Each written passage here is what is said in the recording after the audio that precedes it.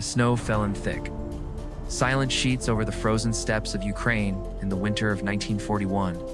The Soviet Union was on the brink of collapse. German forces had advanced deep into Soviet territory, encircling entire armies, leaving millions of Red Army soldiers dead, wounded, or captured. Stalin's purges had decimated the officer corps, replacing experienced commanders with yes-men too terrified to make decisions. And yet, in the midst of this chaos, one general stood out not for his loyalty to the regime, but for his sheer, unrelenting competence. His name was Andrei Vlasov, and the Soviet Union would spend the next 70 years trying to erase him from history. Vlasov wasn't just any general. He was the man who had saved Moscow. In the desperate autumn of 1941, as German panzers closed in on the Soviet capital, was Vlasov's 20th Army that held the line at Volokholimsk, buying the precious time needed to reinforce the city's defenses. His counterattacks were so ferocious, so unexpectedly effective, that they forced the Germans to pause just long enough for the Siberian reserves to arrive and turn the tide. For this, he was hailed as a hero. Stalin himself awarded him the Order of the Red Banner. Photographs from the time show a tired but determined Vlasov standing beside his troops, his uniform dusted with snow, his face a mask of quiet resolve. But behind that resolve lay a secret. Vlasov had already begun to question the system he was fighting for. The problem wasn't just that Vlasov was too good at his job. It was that he was too independent. While other generals followed Stalin's orders to the letter, when those orders meant sending thousands of men to certain death, Vlasov made decisions based on the situation on the ground.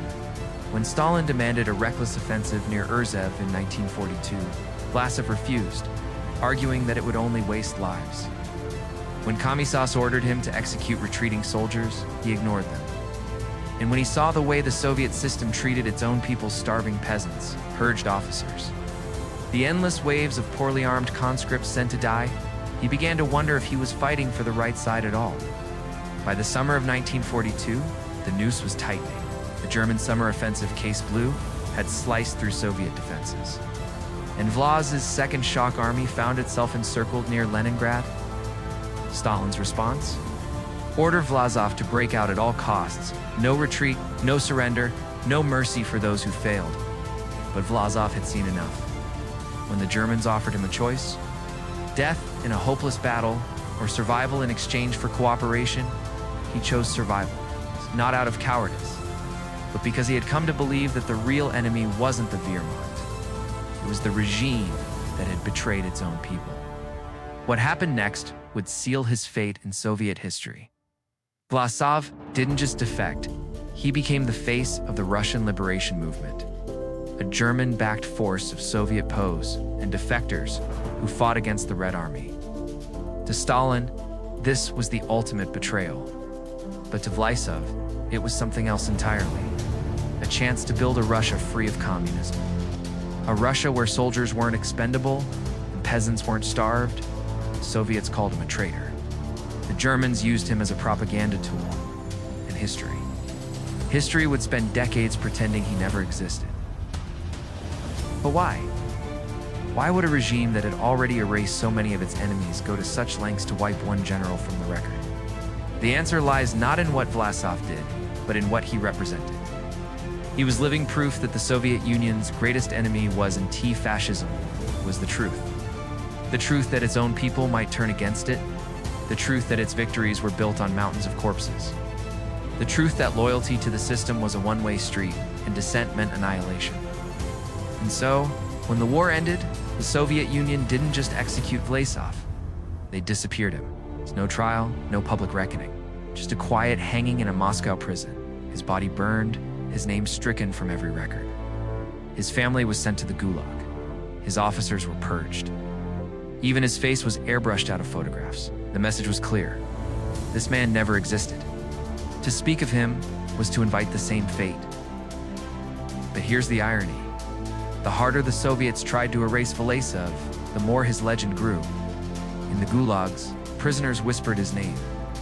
In the West, historians wondered, who was this ghost general who had almost changed the course of the war? And in the quiet corners of Russia, where old men gathered to drink and remember, some still claimed to have fought under him not as traitors, but as men who had dared to dream of a different future. The question is, was Vlasov a traitor, or was he something far more dangerous to the Soviet Union? A man who had looked into the heart of the system and decided it wasn't worth dying for? The moment Andrei Vlasov crossed into German lines on July 12, 1942, he ceased to be a Soviet general and became something far more dangerous, a symbol, not of defeat, but of choice. For the first time in Soviet history, a decorated commander, a hero of Moscow, no less, had voluntarily switched sides, and he wasn't alone. Out. Within days of his capture, thousands of Soviet POs began volunteering to join him, not because they loved the Nazis, but because they hated Stalin more. The Germans initially didn't know what to do with him. Here was a prize beyond their wildest dreams. A Soviet general willing to denounce communism, recruit defectors, lead them into battle against the Red Army. But Hitler was suspicious, saw all Slavs as subhuman, unworthy of trust. It took months of negotiations before Vlasov was allowed to form what would become the Russian Liberation Army, or ROA. Even then, the Germans kept him on a tight leash, using him more for propaganda than actual combat. They paraded him through POW camps, where his mere presence caused riots not of anger, but of hope. Men who had resigned themselves to death suddenly saw a way out, a way to fight back against the system that had sent them to die. Vlasov's speeches were electric. Didn't talk about German victory or Nazi ideology. He talked about Russia. It's about the farms collectivized at gunpoint, the families torn apart by purges, the officers shot for retreating.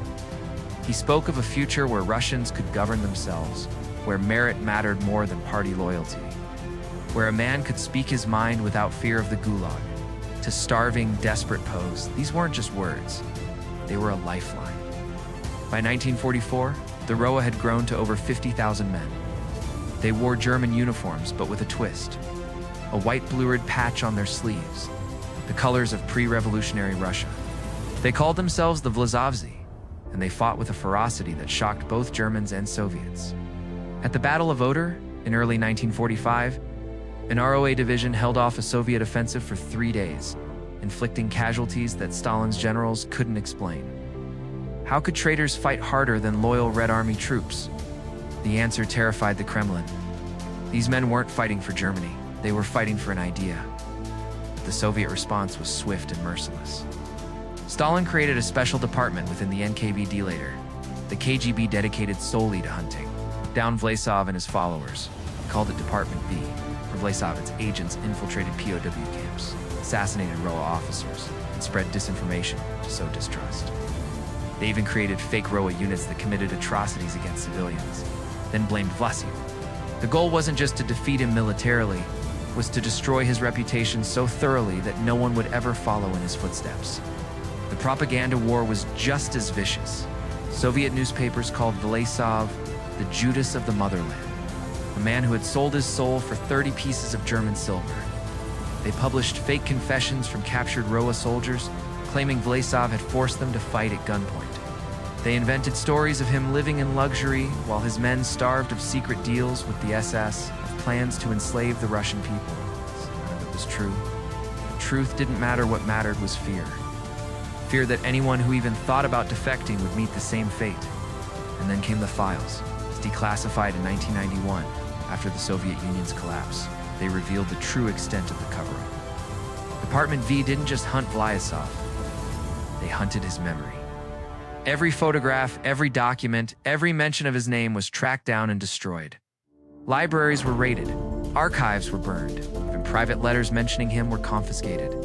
In one chilling memo, a KGB colonel wrote, "The name Vlasov must become synonymous with shame, not rebellion.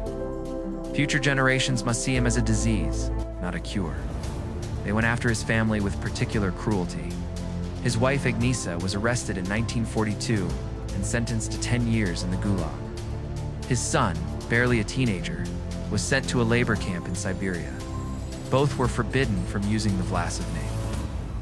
They became non-persons, erased from official records, their only crime being related to a man who had dared to defy Stalin. Even after Stalin's death, when millions were rehabilitated, the Vlasov family remained untouchable. To acknowledge them was to acknowledge that the system had failed so badly that its own heroes had turned against it. But the most damning evidence came from Vlasov himself in 1945. As the Third Reich crumbled, he made one last desperate gamble. He ordered his troops to switch sides again, this time helping Czech partisans liberate Prague from the Germans. It was a futile gesture. The Soviets were coming, and nothing could save him, but it revealed his true motivations. He wasn't a Nazi collaborator. He was a Russian nationalist who had tried to use the Germans to free his country from communism. When that failed, he turned on them too. The Americans captured him first, but under the Yalta Agreement, they were obligated to hand him over to the Soviets. Vlasov knew what awaited him. In his final letter, smuggled out before his extradition, he wrote, "I die without regret. I fought for Russia, not for Stalin." History will judge who the real traitors were. On August 1st, 1946, he was hanged in Moscow's Lubyanka prison. No trial, no public statement. Ash. Just a rope and a shallow grave. Have you ever heard of a man named Andrei Vlasov after his execution in 1946? His name was systematically erased from all Soviet records. It wasn't until the 1990s, during the era of glasnost, that scholars began to uncover the truth about this enigmatic figure. They found decades of suppressed documents and testimonies that revealed a much more complex picture of the man known as the traitor. Vlasov's story is one of survival instincts, anti-Stalin sentiment, and Russian nationalism. All of these themes are explored in a new book called The Forgotten Soldier. In 1942, Vlasov led an armed rebellion against the Germans. Damned. But when his troops were captured, he switched sides and became a high-ranking officer in the German army. After the war, he was tried and executed by the Soviets. But it wasn't just his political views that were erased. The Soviets wanted to erase any memory of Vlasov. They destroyed photos, reports, and even personal belongings. This was a common practice for the NKVD, the Soviet secret police. But amidst all of this erasure, human stories emerged. Scholars found letters written by ROA soldiers to their families back in Russia. They chose to serve the Germans, not out of love for Hitler, but out of fear of the gulags. Today, Vlasov is a controversial political symbol. For some, he represents the struggle against Stalin's tyranny. For others, he is a reminder of Russia's dark past. On one side stood liberal intellectuals who argued for a nuanced understanding. Man forced into impossible choices by history, betrayed by his country. Condemned by a system that feared truth, they wanted rehabilitation, not as an endorsement of every action Vlasov took, but as a recognition that his case deserved careful legal and moral review, rather than a blanket label of treason. On the other side were veterans groups, patriotic organizations, and a Kremlin keen to protect a unifying myth. The Great Patriotic War as sacred soil. A story of national resistance that could not tolerate collaborators elevated into symbols. Under Vladimir Putin, memory policy tightened. The state promoted heroes while strictly policing wartime narratives. And Vlasov remained a taboo figure, too messy, too dangerous to rehabilitate. Yet that taboo created its own vacuum, which various groups rushed to fill. Far-right activists appropriated Vlasov as an anti-communist icon, twisting selective episodes of his life into a caricature of valor, while ignoring the ROAS' complex interactions with German forces. Nationalists argued that condemning Vlasov equated to condemning any Russian who opposed Soviet tyranny, a slippery slope that fed contemporary politics more than historical truth. Meanwhile, veterans and relatives of Red Army heroes saw Vlasov as an affront, a man who had sided with an occupying force and whose name reopening would wound families still living with loss. Courts in post-Soviet Russia repeatedly rejected petitions to rehabilitate him, citing legal standards about collaboration and the danger of revising the wartime consensus that underpins national identity. Historians, however, continued to work, publishing monographs that pulled together German records, POW testimonies, and Soviet dispatches to produce a picture neither purely heroic nor wholly villainous. Their verdict was not to exonerate Vlasov, but to insist that his story complicates any simple moral calculus. Collaboration and resistance can coexist, and motives often shift under extreme duress. Consider the Prague Uprising of May 1945, when Vlasov's followers, disillusioned with Germany's collapse, turned on their former allies to help Czech insurgents. That episode, seized upon by supporters as redemption, remains disputed because some ROA units had earlier fought with German units accused of atrocities. Moral clarity is complicated by these messy facts. Modern scholars caution against using Vlasov as either a political cudgel or a tidy symbol of resistance. Beyond academia, Vlasov's case became a cultural fault line, appearing in novels, films, and online forums where debates about collaboration quickly slid into arguments about patriotism, memory, and who gets to tell the national story. In universities, young scholars unearthed oral histories, voices of former ROA soldiers who remembered hunger, desperation, and an utter lack of options. Their testimonies complicate any clean narrative of choice. Critics rightly point out that desperation does not absolve participation in atrocities.